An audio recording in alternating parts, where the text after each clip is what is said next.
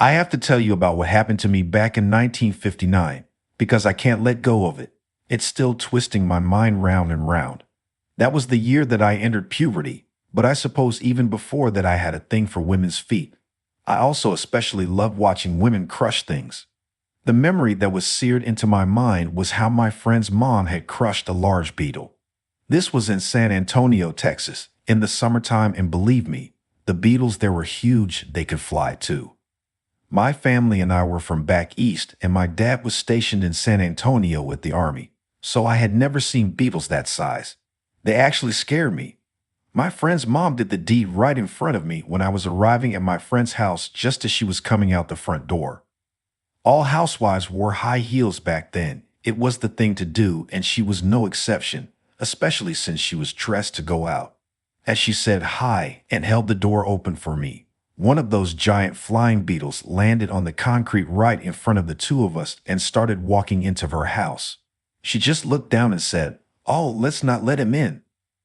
Then, as I looked down between us, I saw her carefully covering the large lumbering insect with the sole of her very sexy high-heeled pump. She leaned forward to apply all her weight, almost bumping into my face with her chest as she did so.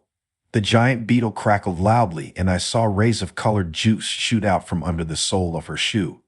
I was standing so close to her that I was overwhelmed by the beautiful musk scent of her perfume as I watched her grind her sexy pointy toe back and forth again and again on the giant beetle like she was doing nothing more than putting out a cigarette. I hadn't been ready for that. It just took my breath away. I couldn't believe that she hadn't hesitated for even a second because it was such a large beetle. But giant beetles were no big deal to her. She had lived in Texas all her life. As she stepped off of her victim and walked away, I just stood there holding the door, watching he go and listening to her spike heels clicking loudly on the sidewalk. Then I squatted down to get a closer look at the one quivering bug leg sticking out of the crushed goo that was all that was left of her little victim.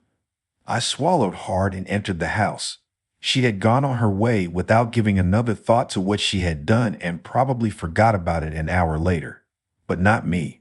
Those images were seared into my mind forever.